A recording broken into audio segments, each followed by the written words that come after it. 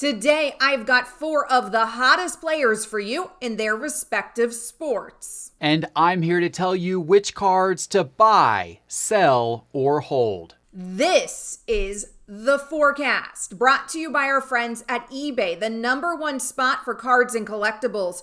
With the largest inventory of sports cards from basketball to soccer, and with buyers from all over the globe, eBay is the leading place to buy, sell, and invest your cards.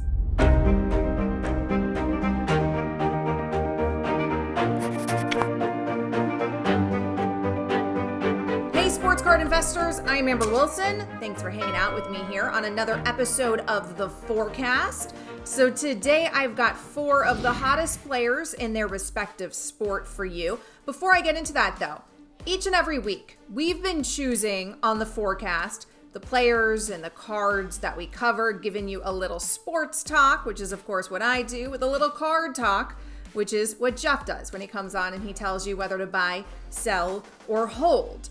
However, moving forward, we want to get you guys involved in the forecast. Comment on this video right here on YouTube. Let us know what players you want to see covered on the forecast. We will take into consideration your comments and we will try to get you some card talk that you guys want. So make sure to comment. We love the interaction. And of course, click the bell icon if you haven't done so already. Subscribe to our channel. It is totally free, so you have no excuse not to. All right, let's hop into what you're here for. And I'm gonna start with a dude who is so lights out right now. It's ridiculous. And this guy's always been lights out, but at 33 years old, it feels like he's taking it to another level, which is hard to imagine for a guy with multiple rings already. But of course, I'm talking about Steph Curry in the NBA. Now, Steph Curry, he's always been great from the three-point line, but he is on a scoring stretch right now that will blow your mind. I mean, he is putting up 47-point performances that he had not so long ago against the Celtics. He's averaging something like 30 points a game over this last 10-game stretch, like just insane, outlandish numbers. And if you've done any watching of the Warriors since Steph Curry's been on this mission, I mean, he's really been on this mission all season long. I think he's missed like 10 games this season. But since he's been on this mission, particularly the last few weeks, he's really unbelievable to watch. I mean, it is an art what he's doing out there. And that's saying a lot for a dude who we already knew was the greatest three-point shooter of all time and who's one of the greatest basketball players currently in the league. So what does that mean for Steph Curry's card? He's 33. We thought we'd seen it all from him. And here we are witnessing what feels like another level of Steph Curry's career in the absence of Klay Thomas and James Wiseman. I mean, the Warriors aren't so great, but Steph Curry, he's the only reason they even have a shot here at the play-in tournament to try to get into the playoffs. So let's take a look at his 2009 Topps Base PSA 8. Now, that card is actually down 18% over the last 30 days. It's a big drop. It's been steadily going up slightly, but down overall over the last month. That's interesting because it's the last month that Steph Curry has been unbelievably lights out. So Jeff, what do we do here? Do we buy, do we sell, or do we hold? All hail Steph Curry.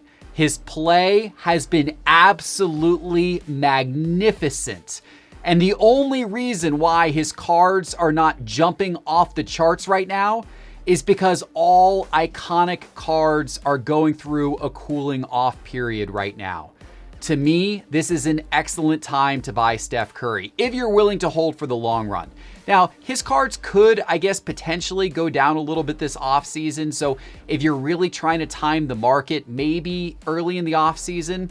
But for me, Steph Curry is a tremendous long-term investment. He's a player that truly changed the game, that people will look back on years and years from now and say, this guy changed the whole NBA. I am a big time buy on Steph Curry. from one of the biggest stars in the NBA to one of the biggest stars in the NBA. Let's just stay here, okay? Let's talk about Anthony Davis. Now, AD is about to make his return, at least we think so, to the Los Angeles Lakers. It seems like the Lakers have just been extra careful with him. I think he already is good to go at this point from what we've been hearing, but they've been extra cautious. AD is pivotal to the success of the Lakers. The Lakers have actually been doing okay considering they haven't had AD or LeBron, but we know there's no chance that the Lakers are going to have any success in a playoff run without AD and or LeBron James. So it's pivotal those guys get back. It looks like Anthony Davis is going to beat LeBron to the punch, and he's going to be the first one back to this Lakers team. Now, the Lakers have managed to stay in the playoffs. They're sitting at 5th in the West. That's dropping to 5th in the West for them. But that's not a play-in position. They're in at 5th. So if he can come back and he can solidify that for them, that makes their lives a little bit easier and not being on the outside looking in, which we were talking about that concern being there when AD and LeBron both went down. What's interesting about Anthony Davis from a Cards perspective is we know the greatness of AD. He's wearing a ring from, just a matter of months ago when they won it last season. What was that, November? It's amazing what time has done here in this pandemic, and it was such a weird season. But we just saw him win a ring. We know the greatness of AD, and yet his cards have been dropping steadily since March. So is that because of his absence? We expect that maybe when he comes back, there's going to be a resurgence in terms of his card value. So let's take a look at what's happening here. His 2012 Prism Base PSA 10. Over the last 30 days, just taking a look at the last month, Anthony Davis's card is down 16% in value. Most people still have their money on the Lakers to win another NBA title, or certainly to win out in the West. So what's happening here, Jeff? Do we take advantage of this? Do we buy? Do we sell? Or do we hold?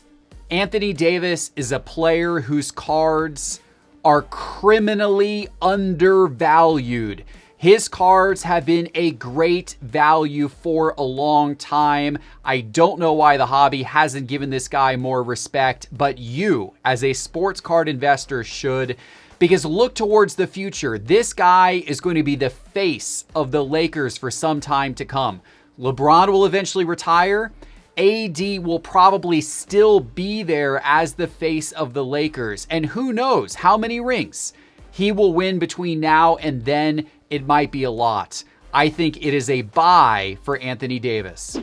Now from basketball, let's move on to some baseball. And I want to talk about one of the best pitchers, if not the best pitcher in Major League Baseball, who plays for a not so great team, it appears, in Jacob Degrom. Now, Degrom is off to another fantastic start. I mean, the dude struck out 9 straight batters against the Rockies on Saturday, but he plays for the Mets. So it's not always reflected in the win column.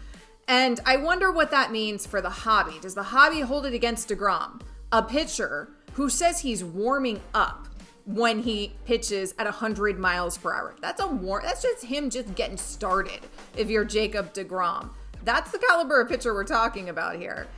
And yet, does the hobby care that he's on the New York Mets, which does not always bode well, again, in the win column with a great Degrom start, and the Mets go out and they lose the game. So let's take a look at his 2014 Topps Update Base PSA 10.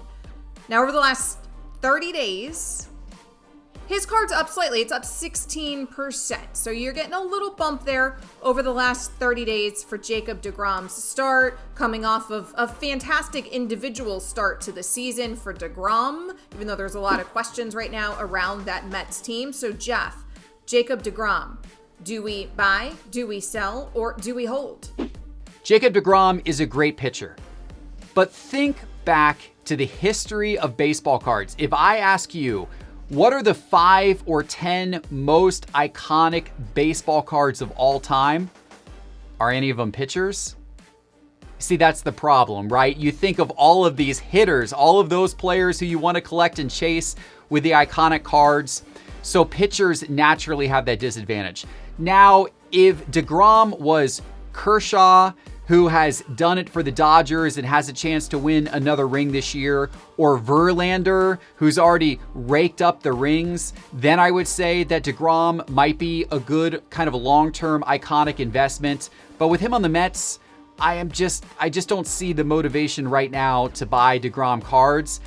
They also haven't really gone up enough for me to really want to rush out and sell them either, though. So at the moment, I think I'm just a hold on Degrom.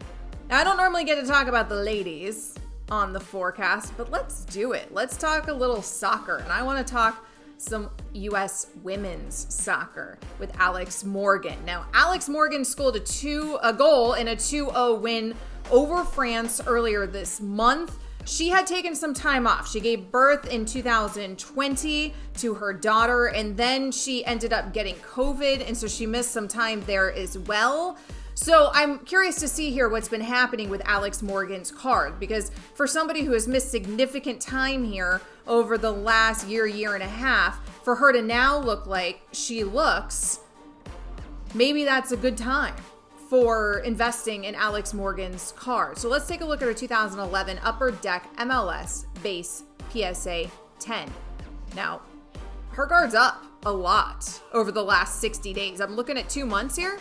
It's up 41% over the last 60 days. However, this is us leading up to the World Cup. So we know how this works in terms of attention with soccer players, particularly in this country. Everyone really starts paying attention during World Cup time, especially with this U.S. women's soccer team that can do some serious damage in a World Cup setting. So even though her card's up significantly over the last couple of months, coming off of her missing significant time last year, is this still a buying opportunity for Alex Morgan's card? Jeff, do we buy, do we sell, or do we hold? Alex Morgan is an iconic women's soccer player, but when I'm looking to invest in any sports card, I'm looking towards the future and saying, is there an event upcoming that could cause this player's prices to really go up? With Alex Morgan, that would be the Women's World Cup, but that's not till 2023, and by then, she will be turning 34 years old. 34. How much impact is she going to be able to have in that Women's World Cup if she's turning 34 years old when that's going on? I don't know. Look, if you want a long-term investment in iconic women's soccer stars, then absolutely she's a good one. But is there a reason to go out and rush to buy her cards today? I don't really see it. So for me, Alex Morgan, she's a hold. All right, so there you have it. I want to remind you guys again, if you didn't hear me at the top of the show, and I hope you listened to the whole thing, but if you didn't, I'm reminding you again. Please let us know who you want to hear about on the forecast. Let us know what players, what sports you would like us to cover right here on the forecast. You do that by commenting below. Comment right here on this video on our YouTube channel. We read the comments. We really appreciate the comments. We appreciate the interaction from you guys. I appreciate the support. Again, if you haven't done so, the sport. I appreciate the support. Also, I appreciate sports, which is why I'm here. If you haven't done so already, it's been a long day. If you haven't done so already, click the bell icon, subscribe to the channel, and I'll see you guys again next week with your suggestions.